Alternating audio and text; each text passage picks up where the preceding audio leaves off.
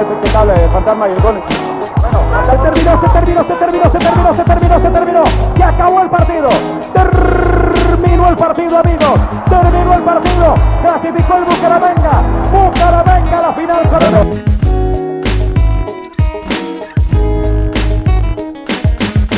Cuando uno de los clubes más antiguos del fútbol colombiano entró en una crisis económica y por ende deportiva durante casi una década, se volvió mejor amigo del fracaso, matando así cualquier esperanza de gloria para su hinchada. Sin embargo, y luego de vivir ciertos momentos clave, a finales del siglo XX, una clasificación inesperada al torneo continental más importante tuvo presencia. Y adicionalmente, una participación satisfactoria e histórica ayudaron a curar las heridas que dejó el fantasma más grande que lo atormenta, perder la final del campeonato nacional ese año. El día de hoy hablaremos de una de las hazañas más inéditas del fútbol colombiano, la anécdota del Atlético Bucaramanga y el imposible sueño que sí se volvió realidad. Quédate porque comenzamos.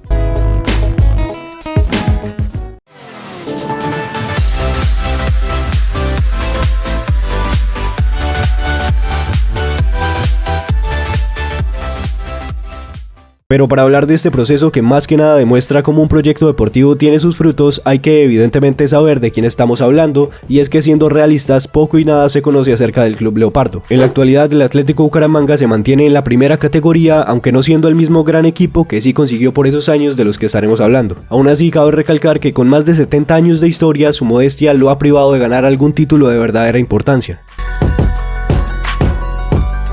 Siendo entonces uno de los clubes más chicos pero presentes en la liga colombiana desde hace 50 años, para 1970 vivió en medio de muchos altibajos, tuvo que pasar una fase verdaderamente oscura, la desaparición. Para la campaña de ese año, las cosas habían terminado fatal porque un 10º puesto les dejaba una situación económica muy difícil. Cada club profesional colombiano tiene una ficha o cupo de la liga comprado a la federación, y como el Leopardo estaba tan mal, tuvieron que prestarle la ficha a un equipo filial amateur para no perderla, con las esperanzas de volver a recuperarse. Así fue como el Real Cartagena, un equipo como dijimos no profesional en ese momento, haría esta alianza, por lo que pasó a jugar con el nombre de Real Cartagena pero con los colores auriverdes. El Bucaramanga habría migrado a otro lugar, sin embargo lograría nuevamente recuperar su ficha, más no el nivel. La situación deportiva del conjunto búcaro era bastante crítica, pues siempre acababan en las últimas 3 posiciones, y para colmo se vivió una hazaña ridículamente histórica, cuando visitaron a su máximo rival y vecino, el Cúcuta Deportivo, quien en su casa lo humilló por un marcador de 8-1. En 1974 el equipo, pese a los terribles resultados, fue invitado a dar una gira por Venezuela, en la que también estaban más equipos, pero el más destacable era el club portugués Beira-Mar, club en donde jugaba Eusebio, la Pantera Negra. Esa sería la primera vez que este equipo enfrentaría a una leyenda de tal peso.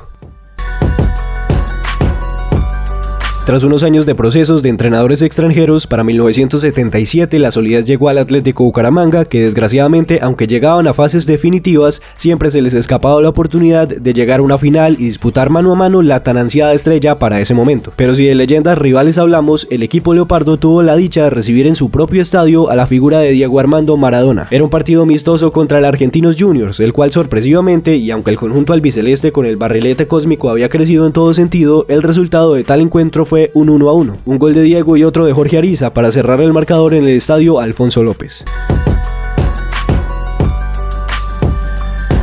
Con todos los nuevos ajustes en el equipo Leopardo, se alcanzó a vivir una importante segunda hazaña previa a la campaña histórica después de unos años, pues para 1984 el Atlético Bucaramanga era característico de un juego formidable, imponente y funcional. El mismo había dado sus frutos acercando al club poco a poco a plazas de mucha más importancia en la primera división, y debido a su interesante plantilla llena de nombres propios de cada posición, para 1984 se propuso un encuentro entre este buen equipo colombiano y la nueva generación más joven del país, la selección Colombia, en el primerizo proceso junto a Efraín Sánchez como estratega. Eso sí, lo más llamativo del partido no era el Bucaramanga ni mucho menos, sino ver en la misma ciudad santanderiana a talentos como Carlos Valderrama, Wellington Ortiz y Guarán, entre más. El aguerrido Leopardo lograría ganarle a la selección con una goleada de 3-0. No obstante, el verdadero momento de este equipo se dio a finales de los 90, cuando se recuperaron de su primer descenso, el cual tuvo lugar en 1994.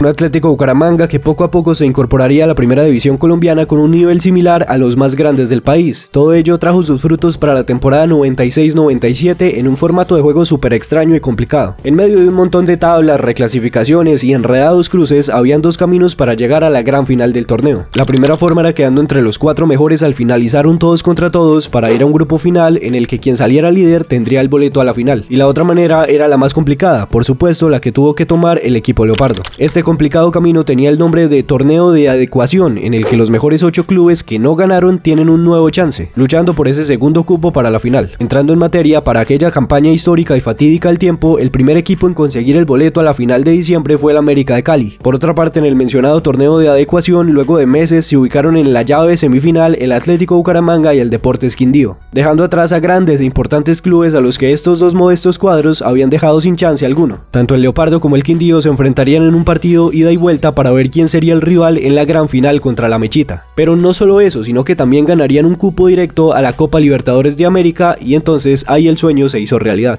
Cabe aclarar que el Bucaramanga estaba en una desventaja de prestigio, por lo menos, recordando que el Deportes Quindío ya había salido campeón de la primera categoría en el 56. El caso fue que con un global de 3-2, el Bucaramanga llegaría a la primera final de su historia, en donde los propulsores no rindieron. El América naturalmente fue más, ganándole tanto de visita en Bucaramanga como de local en Cali, en un global de 3-0 sin sabor alguno para una hinchada que, ilusionada más que nunca, había perdido la oportunidad más clara de lucir una estrella en su auriverde escudo. Aún así, no todo serían tristezas, porque si bien es doloroso perder una final así, el fantasma del subcampeonato no era más grande que el hito de ir a la Copa Continental más importante. Por primera y hasta el momento única vez en la historia, la Copa Libertadores se jugaría en la ciudad de Bucaramanga, que luego de recibir a estrellas tanto internacionales como nacionales en su estadio, iba en busca de un papel relevante en el certamen. Lo peor fue que lo consiguió, sin esperanza alguna tuvo que compartir el grupo con rivales que le sacaban una ventaja tremenda, teniendo en cuenta que en el torneo estaban normalmente los regulares y típicos campeones de cada país. América de Cali como la pesadilla del Bucaramanga, el Barcelona como el vigente campeón ecuatoriano y el Deportivo Quito también como subcampeón de Ecuador. Afortunadamente, los octavos le sonrieron al conjunto felino, pues gracias a las victorias contra los ecuatorianos en casa y el empate que le permitió el América de Cali, clasificó entre los 3 mejores, así pasando a la segunda fase de la Libertadores. El sueño se debía cortar en esta instancia porque se vería contra otro campeón que no le iba a hacer la vida fácil. Se trató de Bolívar, que lo mandó a casa con un 3-1, acabando con el sueño corto pero en todo caso cumplido. Lo que 3 décadas atrás se veía muy lejano, hoy lo conseguía gracias a una generación sin hombres de fama, pero con una riqueza futbolística que jamás volvió a pasar por el vestuario leopardo. Así pues, concluye el caso de uno de los clubes más modestos en pasar por la Copa Libertadores y en su ascenso hacia lo que hoy también es un sueño difícil de cumplir: el anhelado regreso a disputar la gloria eterna. Al menos aquella generación dejó huella y paso firme a lo que sin duda se debe considerar como una hazaña histórica del fútbol colombiano. Déjenme saber en los comentarios qué otro caso les gustaría que fuese contado en este canal, obviamente historias tan particulares como la del inigualable Bucaramanga. Sin más, espero que este video haya sido de su agrado, pero sobre todo que les haya parecido interesante. Ya saben que si quieren ver más de este tipo de contenido, la mejor ayuda es dejando sus interacciones, bien sea en likes, comentando y suscribiéndose si es que aún no lo han hecho. Yo soy Chapas del Crack y nos vemos en la próxima.